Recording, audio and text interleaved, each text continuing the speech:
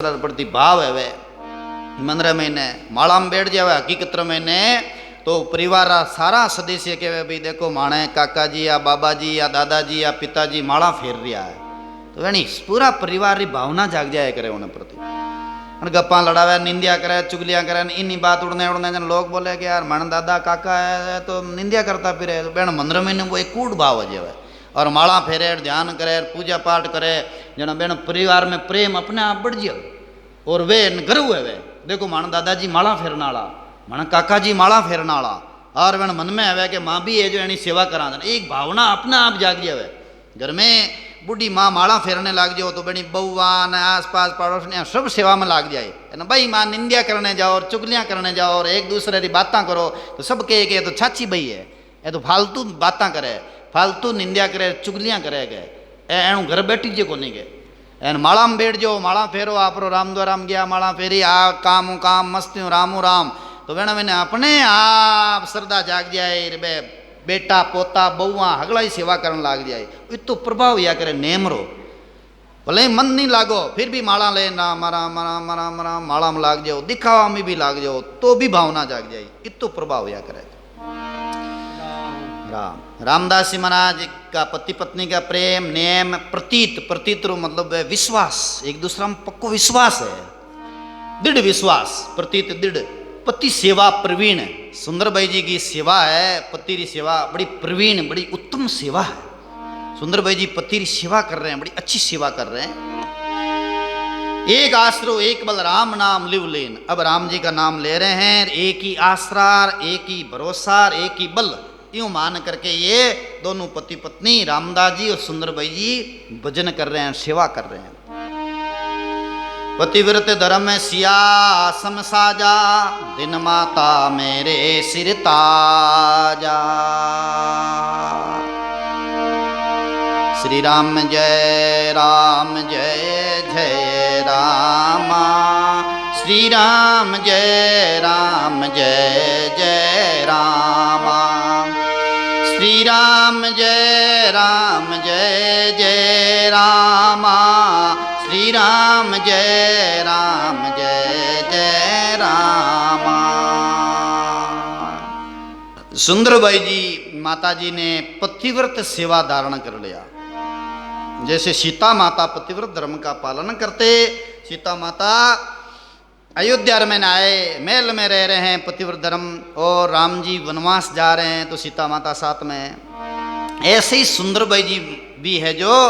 अपने पति रामदास जी महाराज की उसी तरह से सेवा में लग गए रामदास जी महाराज जहाँ तहाँ पधार रहे हैं रमणी पर सुंदर माता भी उनके साथ साथ जा रहे हैं और पतिव्रत धर्म का पालन कर रहे हैं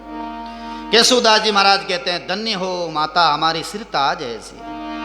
दिन माता मेरे सिर ताजा केशवदास जी महाराज जिन्होंने ये महिमा लिखी है वो कह रहे हैं कि ओहो दिन हो ऐसी माता को हमारी सर ताज है हम उनको वंदन करते हैं प्रणाम करते हैं रामदास के आज्ञाकारी गुरु धर्म टेक इसी दृढ़ धारी डिगे न डोले मेरु समाना ऐसो उर धारा दृढ़ ज्ञाना बोले रामदास जी महाराज की रामदास जी महाराज की आज्ञा का पालन कर रहे हैं माता जी और गुरु धर्म की टेक भी रख रहे हैं रामदास जी भी रख रहे हैं और सुंदर माता भी रख रहे हैं गुरु धर्म की टेक रख करके दृढ़ साधना कर रहे हैं ध्यान भजन कर रहे हैं डिगे ने डोले जैसे मेरू कितना ही तूफान कुछ भी आ जाए बाउंडर मेरू पर्वत नहीं डिगता है ऐसे ही रामदास जी महाराज सुंदर भाई जी की साधना डिग नहीं रही है साधना चल रही है अविचल साधना चल रही है सदगुरु श्री हरिराम बखाना आगे चल के सदगुरु जी महाराज हरिरामदास जी महाराज मिले और दोनों के सदगुरु हरिरामदास जी महाराज बड़े उच्च कोटि के महापुरुष हैं सो वायक सतमानी सयाना उनका वचन सत्य मान करके भजन साधन कर रहे हैं राम भजन पुनि पति की सेवा का समान कोई नहीं देवा देखो राम जी का भजन पति की सेवा इनके समान और कोई देव नहीं ये माना है और रामायण जी में भी प्रमाण आता है एक ही व्रत एक ही दृढ़ नेमा, काय वचन मन पति पद प्रेमा। नारी का धर्म यही है, मन वच कर्म से पति की सेवा करना, राम राम करना। ये इस प्रकार से साधना करे, ध्यान करे माता बहने, तो उनकी साधना तीव्र बढ़ जाती है, ध्यान बढ़ जाता है। तो सुंदरबाई जी महाराज इसी तरह से राम जी की जो उपासना कर रहे हैं और पति की सेवा कर रहे हैं, और पति के समान और कोई देवता नहीं मान रहे हैं, और ऐसे साधन में लगे हुए हैं। केशवदास जी महाराज कह रहे हैं, ऐसी माता को मैं कोटि कोटि वंदन करता हूँ, कोटि कोटि प्रणाम करता हूँ। जोड़ जफाड़ बकंत दीना, गुरुवायक हृदय धर लीना।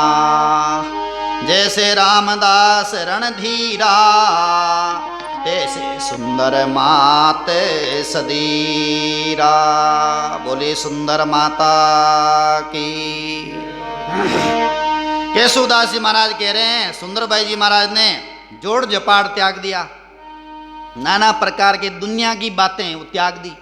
देखो दुनिया की बातें है ना, ये फंसाए रखती है, तरह तरह की बातें